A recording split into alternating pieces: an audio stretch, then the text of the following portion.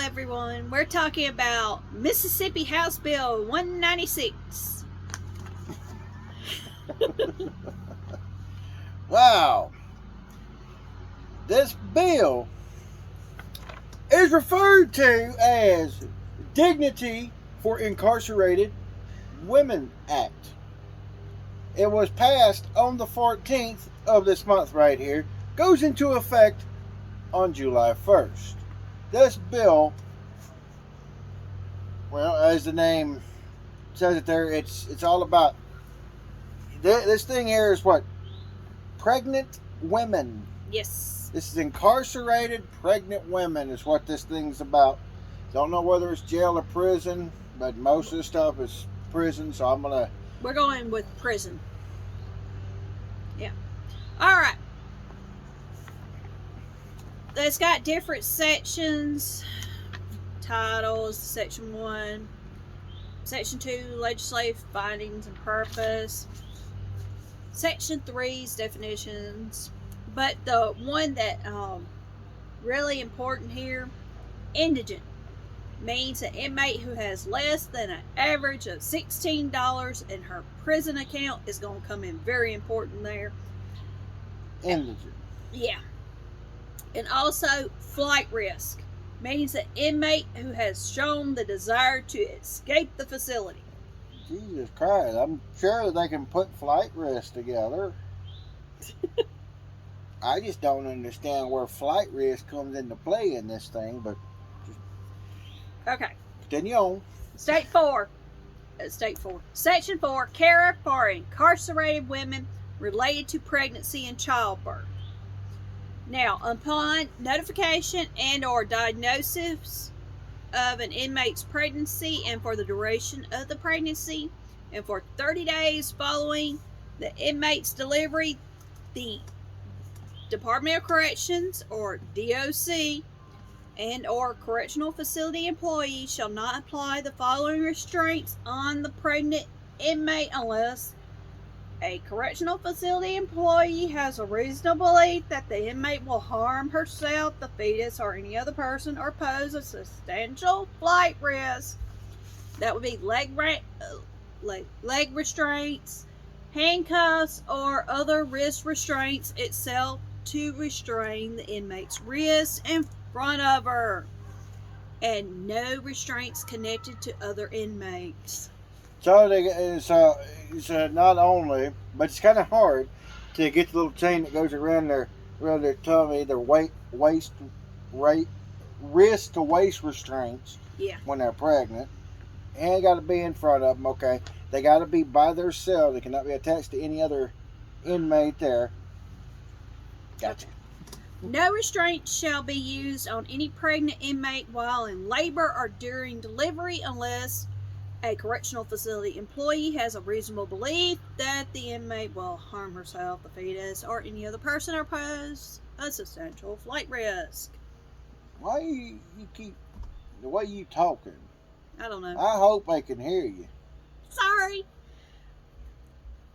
It's just that they repeat this stuff over and over. A lot. And it's like boring as all get out throughout this bill. But yeah.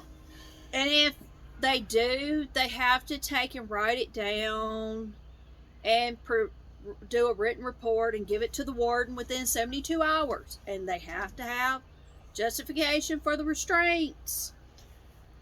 for every individual, any and every time that you got to use restraints, it's a report, regardless of what it is with these pregnant women. Yep. And no facility employee of the DOC other than a certified healthcare professional shall conduct invasive body cavity searches of pregnant inmates unless the correctional facility employee has a reasonable belief that the female inmate is concealing contraband. Ain't that why they do the searches? Yes, but here's the thing. A pregnant woman does not have room to hide contraband in that area, I don't think. I've seen some weird stuff. I may be wrong here, but you have a baby growing in that area. I don't think there's room to put anything else in that area. I've seen it where big girls talk about, oh, I can't do that. Turned out to be more flexible than they thought. Okay, I could be wrong. That's where I'm leaving that. Okay. Whew. Learn something new every day here. Okay, next one. Pregnant inmates are ensured. DOC shall ensure that pregnant inmates be provided sufficient food and dietary supplements as ordered by a physician, physician staff member, or a facility nutritionist to meet general accepted prenatal nutritional guidelines for pregnant women, which I think is a good thing. Yeah. That is a very good thing. Okay, next. The DOC shall not place any pregnant inmate or any female inmate who has given birth within the previous 30 days in restrictive housing unless a correctional facility employee has a reasonable belief that the inmate will harm herself, the fetus, or any other person or pose a substantial flight risk. And what they mean by restrictive housing means any type of detention that involves removal from the general inmate population, whether voluntary or involuntarily, inability to leave a room or cell from the vast majority of the day. So, solitary confinement. You can't do this. You got to stay here. Yep. But they don't want them in there. They want to keep them in general population. But that's the most dangerous place for a woman to be that is either pregnant or has just given birth. Like I said, within the first 30 days. Okay. DOC shall not assign any pregnant inmate to any bed that is elevated more than 3 feet from the floor of the facility. The bed can't be no more than 3 foot. What about those tall women? You know, got them long legs, you know, and you only gonna be 3 foot over the ground. Well, they can't. The pregnant women cannot get the top bunk of a bunk beds. I get that, but the point is, I would have trouble getting up off of. No more than 3 foot. Then our bed is like 4 foot. Top of the day, top mattress under is about 4 foot off of the ground. Makes it easier for you to roll a little bit. You get on that floor. Yeah, that. You ain't putting so much wear and tear on your knees and all that stuff. But jailhouse, prisons, and stuff, they don't have them nice, comfortable cots like what we got. Yeah. All right. The warden of the facility shall compile a monthly summary of all written reports received pursuant to sections 4, subsections 2 through 5 of this act, and under section 5(1) of this act, and he has to submit the summary to the Commissioner of the Department of Corrections each month. Every month, Mr. Commissioner, here's the report. Yep. In section 5, inmate postpartum recovery, that means after she gives birth. I'm sure if people don't know the difference between pre and post. I wonder about the gray matter up there for you, sweetheart. First one, no restraints shall be used on any female inmate who has given birth within the last 30 days and is in postpartum recovery unless DOC has a reasonable belief that the female inmate will harm herself, her newborn, or any other person, or pose a substantial flight risk. Yeah. So flight risk thing is getting out of hand. Well, hey, if they're in there for life, no chance of parole. You said flight risk. They're locked up. What are they going to do? They got transport vans for that stuff.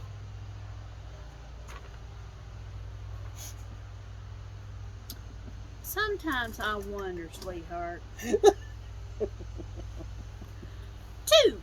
Following the delivery of a newborn by an inmate, the DOC shall permit the newborn to remain with the mother for 72 hours unless there is a reasonable belief that that remaining with the mother will pose a health or safety risk to the newborn.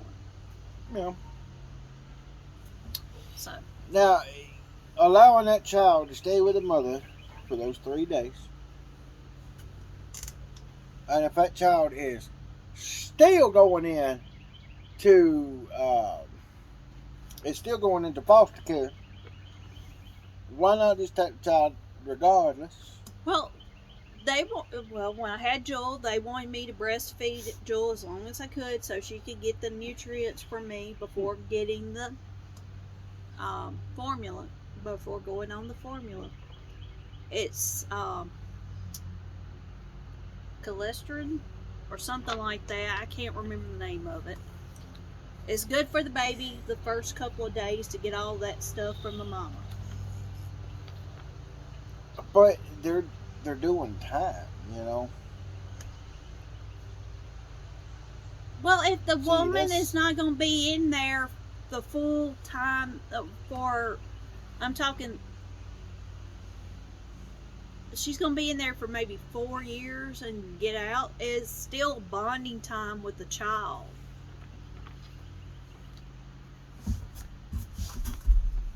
Okay, 3. During that time, the DOC shall make available the necessary nutritional and hygiene products, including diapers, to care for the newborn.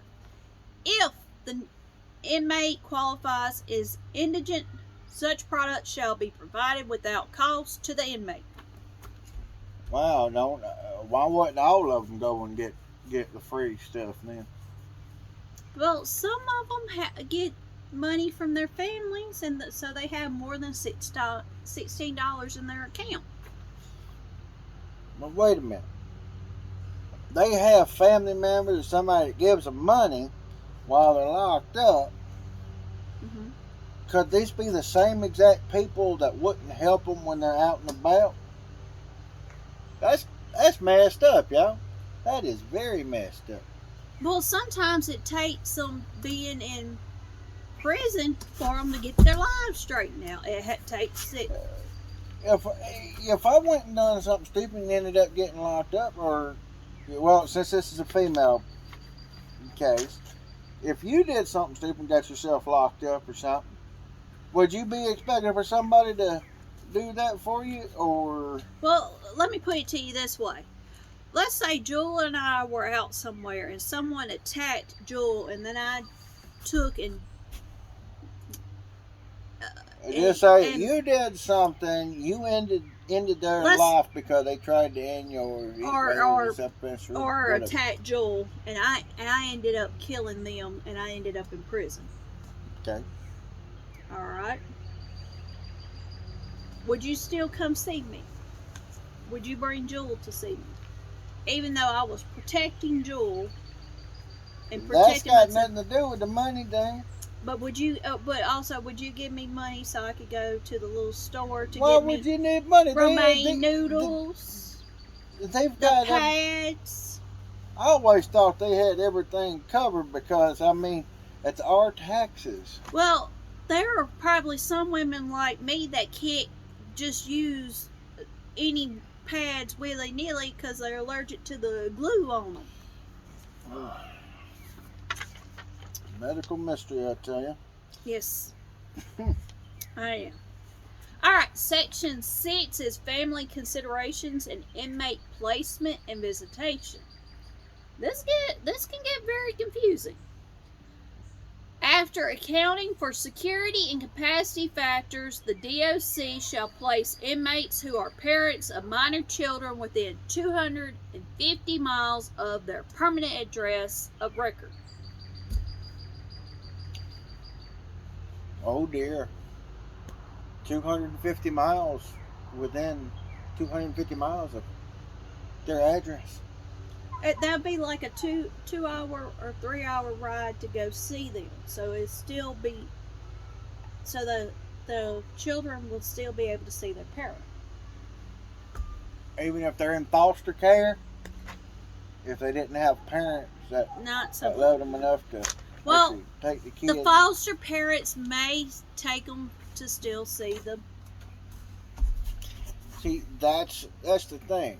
I don't know about foster. You got a lot of them that. Okay. But anyway, The next one, the DOC shall do regulations that authorize visitation of inmates who are parents of minor children with low or minimum security classifications by minor dependents with the minimum following requirements. Opportunities for dependent children under the age of 18 to visit their incarcerated parent at least twice per week unless a correction facility employee has a reasonable belief that the dependent child may be harmed during visitation or poses a security risk due to gang affiliation, prior conviction, or past violation or facility contraband policy. That's what they have the checks for. Make sure they don't bring in anything. But And B, eliminating restrictions on the number of dependent children under the age of 18 that may be permitted visitation privileges. however many children there are, they under the age of 18. Come on in, everyone.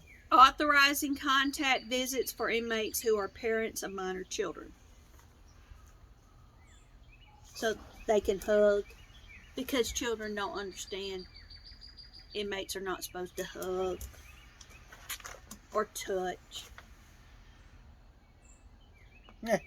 Section 7 is inspections by employees of the Department of Corrections. And now this is the one I'm about, and I'm going to read it verbatim. To the greatest extent practical and consistent with the safety and order, the Commissioner of the Department of Corrections shall issue regulations that limit inspections by male correctional officers where a female inmate is in a state of undress. Nothing in this section shall limit the ability of a male correctional officer from conducting inspections where a female may be in a state of undress if no female correctional officers are available. That sounds like a catch to me. In such case, the male correctional officer deems it is appropriate to conduct the inspection or search. They can. And they have to submit a written report to the warden of the facility within 72 hours following the inspection or search and contain the justification for a male correctional officer to inspect the female inmate while in a state of undress. Here's the thing. When I go to a male doctor, there's a female nurse that comes into the room. Even if I'm just sitting and talking to him. And the reason why they do that, and they do the males the exact same, because the people getting lied on about sexual. Yeah. But I could be sitting like this talking to my doctor. There's still a female nurse present. And when they have to do a medical exam, and it's where the clothes have to come off, there is definitely a female nurse present. And I know when you had the sexual allegation, that's what I was thinking about. And when you had the female nurse practitioner, she couldn't do something because there was no male nurse present. So on your DOT, that's for both. yeah, DOT. And now, Section 8 is access to feminine hygiene products. The DOC shall ensure that sufficient menstrual hygiene products are available at each facility for all incarcerated women that have an active menstrual cycle. Now, female inmates who otherwise qualify as indigent shall be provided menstrual hygiene products as needed at no cost. And these products can be tampons, pads, or menstrual cups. And Section 9 is training and technical assistance for the all correctional facility employees and the correctional officers. So that's got nothing to do with inmates. Yeah. And then Section 10 tells when this wonderful bill takes in effect. Yep, July 1st. Interesting. Mm-hmm. So, that's an interesting bill that Mississippi's got. So, well, how you... So that was it? That is it. Finished? Finished. Some parts of it is good. Some of it was... Yee. Right. Especially about just the male officer. That one makes me uncomfortable. And I'm not even in there. And I'm not even the inmate. But they want to avoid those sexual allegations. Now, are you done now? Yeah, unless you have something. I've always got something in my head.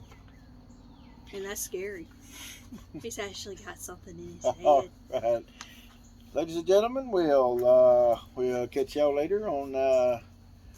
We'll catch you on the next story, and y'all have y'all a fun and safe rest of the Sunday afternoon and weekend. What's left of it before y'all gotta head back to work on Monday, and we'll catch y'all then. This is Phil. This is Regina. Catch you later. Bye.